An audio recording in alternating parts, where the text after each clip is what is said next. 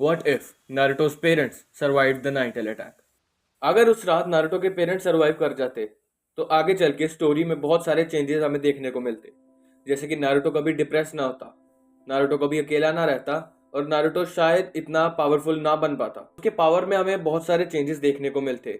जैसे current timeline में Naruto की पावर मेनली कोरामा के थ्रू आती है, लेकिन इस बार अगर नाइनटेल अटैक को सरवाइव कर जाते वो दोनों, तो शायद नारुतो के अंदर कभी कोरामा सील ही ना हुआ होता। नारुतो के अंदर कुरामा ना सील होने से नारुतो की पावर्स में बहुत सारे चेंजेस आएंगे। शायद वो सेज मोड को ज़्यादा प्रेफर करे इंस्टेड ऑफ कुरामास चक्रा। एंड ये भी हो सकता है कि वो फुइन जुत्सुस जो कि सीलिंग जुत्सुस होते हैं उनमें परफेक्शन हासिल कर ले, क्योंकि नारुतो एक उजुमाकी था और उजुमाकिस का मेन जुत्सु उनके सीलिंग जुत्सु होते हैं। हमें नारुतो के कैरेक्टर बिल्डिंग में भी बहुत सारे चेंजेस देखने को मिलते।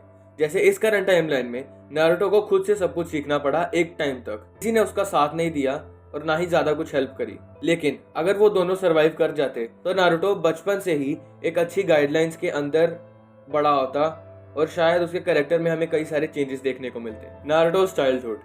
Growing up in a lovely household, Naruto is nurtured by both Minato and कुशिना. Instead of feeling sad कि उसके पास कोई है नहीं, जैसे इस करंट टाइमलाइन में है, वो पूरे टाइम कॉन्फिडेंट रहता और खुश रहता कि हाँ उसे ट्रीट करने के लिए उसके घर पे पेरेंट्स हैं। He would be more mentally stable and will be more self confident. तो जैसे कि हमें ये पता है कि नारुतो उजुमाकी क्लैन से बिलोंग करता था, तो और उजुमाकी बहुत ज्यादा चक्रा होल्ड करते हैं पहले से। And कुशिना was also from उजुमाकी clan. तो बचपन से ही नारुतो को चक्रा कंट्रोल करने में ज्यादा कोई दिक्कत नहीं आती, क्योंकि कुशिना उसको बचपन से ही कुछ तरीके सिखा देती जिससे कि वो अपना चक्रा कंट्रोल इजीली कर पाता। और कई सारे जुत्सु जो उसने करंट टाइमलाइन में बहुत लेट सीखे, जैसे रासेंगन हो गया एंड बाकी जुत्सुस हो गए, वो शायद इस टाइमलाइन में वो पहले से सीख लेता, क्योंकि उसके पास चक्रा रिजर्व्स बहुत सारे थे और चक्रा कंट्रोल करने का एक तरीका भी आता था उसको। और शायद ये भी हो सकता था वो कई सारे सीलिंग जुत्सुस को मास्टर कर लेता। तो जैसे मिनाटो एक टैक्टिकल शिनोबी था, उसी तरह से वो ये सारे टैक्टिक्स नारुतो को भी सिखा देता उसके बचपन से ही, जिससे नारुतो बड़ा होकर एक टैक्टिकल निंजा और टैक्टिकल शिनोबी बन पाता। वो अपना ब्रेन यूज करता हर एक फाइट को जीतने के लिए, वो अलग अलग टैक्टिक्स और स्ट्रेटजीज बनाकर फाइट्स को जीत सकता था। And along side Minato Naruto को उसके स्ट्रेंथ पर भी काम करना सिखाता। नारुतो की स्ट्रेंथ जैसे इस करंट टाइमलाइन से शायद ज्यादा देखने को मिलती हमें इन एन ऑल्टरनेट टाइमलाइन। जैसे कि इस टाइमलाइन में हमने ये देखा कि नारुतो को बचपन से ही विलेज वाले बहुत बुरी तरह ट्रीट करते थे, वो उसे एज अ इवल देखते थे, ना कि एज एन ऑर्फन चाइल्ड। लेकिन इस टाइमलाइन में हमें ये देखने को मिलता कि पूरे विलेज वाले नारुतो की रिस्पेक्ट करते हैं, क्योंकि he was son of Minato the fourth होकागे। इस रिस्पेक्ट की वजह से नारुतो का सेल्फ एस्टीम और सेल्फ कॉन्फिडेंस बूस्ट होता, जिसकी वजह से उसका एक कैरेक्टर बिल्ड बहुत ही डिफरेंट देखने को मिलता हमें। विलेज वाले भी उसको अच्छी तरह से ट्रीट करते और इस पावर लेवल्स को जो विलेज के और भी बच्चे हैं वो एडमायर करते। Lands of waves arc. Because of Minato and कुशिना, Naruto would have an immense amount of chakra control, जिससे कि वो बेसिक निंजुत्सुस को बहुत ही अच्छे तरह से परफॉर्म कर पाता, क्योंकि उसके पास चक्रा रिजर्व्स पहले से हाई थे। ये चीज उसे आने वाले चैलेंजेस के लिए पहले से प्रिपेयर्ड रखती, और वो जब चैलेंजेस को फेस करता तो उसके पास एक कॉन्फिडेंस होता इंस्टेड ऑफ रिलाइंग ऑन कुरामास चक्रा। इस टाइम नारुतो अपनी स्ट्रेंथ पे रिलाय करेगा पूरी तरह से, और ये भी हो सकता था कि वो रासेंगन जैसे जुत्सुस बहुत समय पहले सीख लेता, जैसे इस करंट टाइमलाइन में करा है। हो सकता था ये वाली आंख जाबुजा और हाकू वाली ये इतनी ज्यादा इमोशनल ना होती जैसे ये अभी है, क्योंकि इस टाइमलाइन में हमने जाबुजा और हाकू इन दोनों की पास्ट लाइफ को भी डिस्कवर करा था, जिसने कि इस आर्क को और भी इमोशनल कर दिया था। लेकिन अगर नारुतो पहले से कॉन्फिडेंट होता तो शायद हम इन दोनों के पास्ट के बारे में ज्यादा ना जान पाते और दिस आर्क इतनी इमोशनल नहीं होती जितनी ये अभी है। Chunin exams. During the Chunin exams Minato और कुशिना की वजह से नारुतो इमोशनली स्टेबल होता और शायद वो अपनी हर एक फाइट को मोर कॉन्फिडेंस के साथ लड़ पाता, जैसे कि हमने करंट टाइमलाइन में देखा। इस टाइमलाइन में नारुतो चूनिन एग्जाम्स को बहुत क्लियरली देख पाता और कॉन्फिडेंटली हैंडल कर पाता। नेजी के अगेंस्ट नारुतो की बैटल जो है वो बहुत ही ड्रास्टिकली चेंज होती। Instead of relying on Kurama's outburst chakra, Naruto को खुद पे इतना कॉन्फिडेंस होता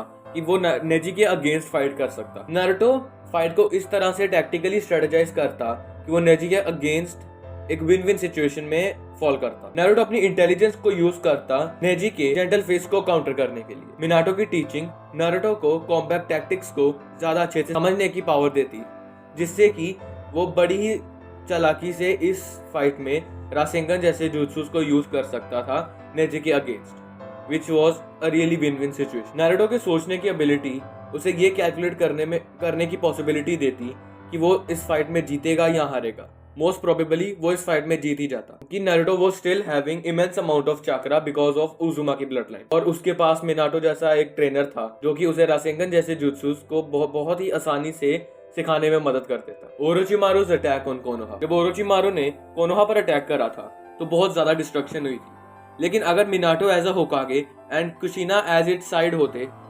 तो शायद ये डिस्ट्रक्शन कुछ हद तक कम हो जाती। मिनाटो और हिरुजेन दोनों उस टाइम पर ओरोचिमारू को हराने में सक्सेसफुल हो जाते and on the same time कुशिना बाकी के विलेज को प्रोटेक्ट करने में सक्सेसफुल होती, जिससे कि ये जो डिस्ट्रक्शन हुई थी वो थोड़ी कम हो जाती और ओरोचिमारू पहले ही सीरीज में मारा जाता। And this would change the entire series. And side by side Naruto और सास्के मिलके गारा को भी बहुत ही आराम से हरा देते, क्योंकि नारुतो के पास इस टाइम कॉम्बैट टैक्टिक्स थी जो कि सास्के के साथ कोऑर्डिनेट करके वो दोनों गारा को बहुत ही इजीली हरा देते। सास्के रिट्रीवल आर्क, ओरोचिमारू के स्टोरी में पहले ही मारे जाने के कारण सास्के कभी विलेज छोड़ के भागने का सोचता ही नहीं, क्योंकि एक ओरोचिमारू ही था जिसने सास्के को पावर का लालच देकर विलेज से भागने के लिए कहा था और उसके पास आने के लिए कहा।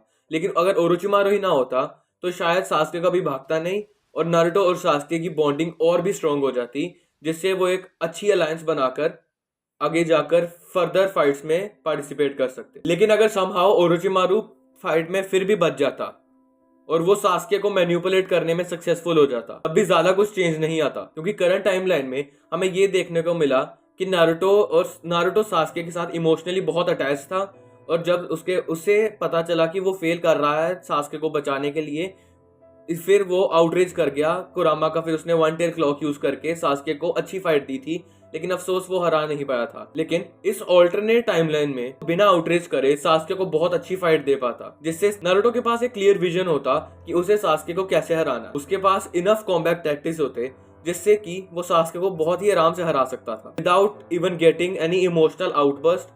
और उसे कुरामा की भी जरूरत नहीं थी यहाँ पे, क्योंकि उसके पेरेंट्स ने इतना तो उसे टीच कर ही रखा था, इतना उसे टैक्टिकल वे में सिखा रखा था कि इसको कैसे कंट्रोल करना है और उसने फाइट में कैसे एक क्लियर विजन लेकर आना। इसमें दो पॉसिबिलिटीज हो सकती थी, एक तो या तो सास्के उस दिन नारुतो से हार जाता और कभी विलेज छोड़कर ही ना जाता, या दूसरी वो दोनों एक अच्छी फाइट लेते लेकिन सास्के समहाउ नारुतो को हरा देता और वो फिर भाग जाता। अगर सास्के सक्सेसफुल हो जाता कोनोहा से भागने के लिए, तो फिर बाद में जो पूरी टीम गई थी उसको सास्के को रिट्रीव करने के लिए, जो सास्के रिट्रीवल टीम थी, वो भी एक अच्छे कोऑर्डिनेट के साथ अपने ओपोनेंट से फाइट करते, जिससे कि वो बहुत ही आराम से अपने ओपोनेंट्स को हरा सकते थे। तो ओरोचिमारू के चेले चपाटे थे, उनको बहुत ही आराम से हरा देते, ज्यादा उन्हें कोई दिक्कत नहीं आती। Akatsuki arc, in the fight of Naruto versus Kakuzu, Naruto would not have any luxury to rely on Kurama's chakra और हीलिंग फैक्टर।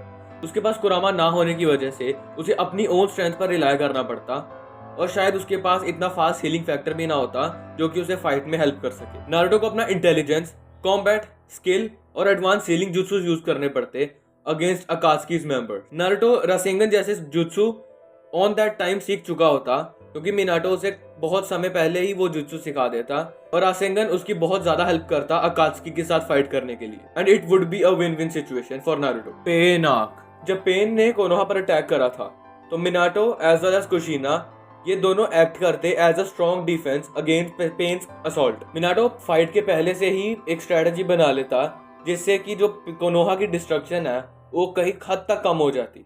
इस फाइट में नारुतो और मिनाटो मिलके पेन को बहुत ही आराम से हरा देते।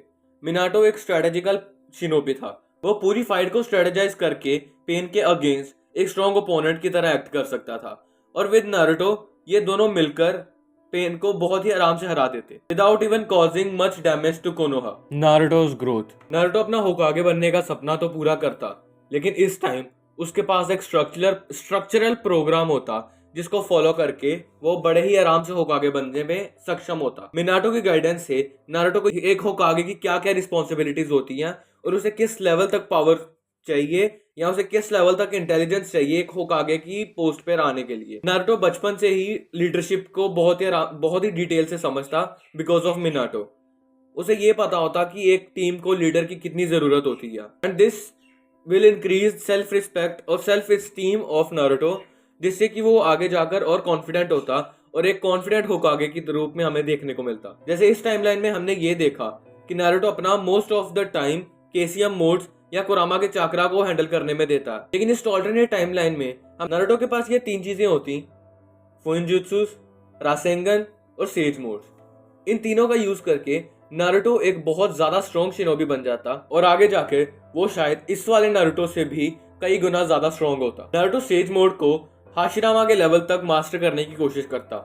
Although Hashirama was an exception, Naruto कभी उस लेवल तक का सेज मोड नहीं सीख सकता, लेकिन हाँ मिनाटो की गाइडेंस में और जिराया की गाइडेंस में वो सेज मोड को बहुत ज्यादा आसानी से मास्टर कर लेता। मिनाटो और नारुतो दोनों मिलकर रासेंगन के नए नए वेरिएंट्स को डिस्कवर करते रहते और वो शायद कुछ ऐसा रासेंगन बना देते जो कि एटॉमिक बॉम्ब लेवल का होता, कि शायद वो एक विलेज पूरा डिस्ट्रॉय करने के लिए सक्षम होता। इस टाइमलाइन में नारुतो एक मोस्ट स्ट्रेटेजिकल शिनोबी होता। वो हर एक फाइट को प्लान करके चलता और शायद he would rely on his intelligence rather than Kurama's power or his mere strength. This will make Naruto a complete hero. क्योंकि एक हीरो कभी भी अपनी सिर्फ स्ट्रेंथ पर फोकस नहीं करता, वो अपने एंड्योरेंस और इंटेलिजेंस पे भी उतना ही फोकस करता। Naruto would be a great leader of Konoha. होकागे बनने के बाद नारुतो को पता होता कोनोहा में क्या क्या चेंजेस करने की जरूरत है और वो कोनोहा को एक बहुत ज्यादा हाई लेवल तक ग्रो करने में सक्सेसफुल होता। और शायद हमें ये भी देखने को मिल सकता था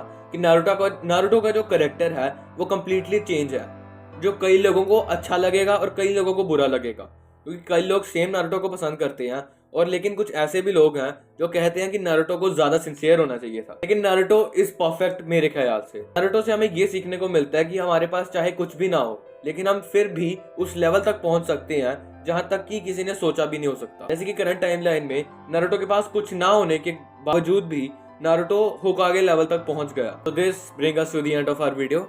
आशा करता हूँ कि आपको ये भी वीडियो अच्छी लगी होगी। Till then, bye bye.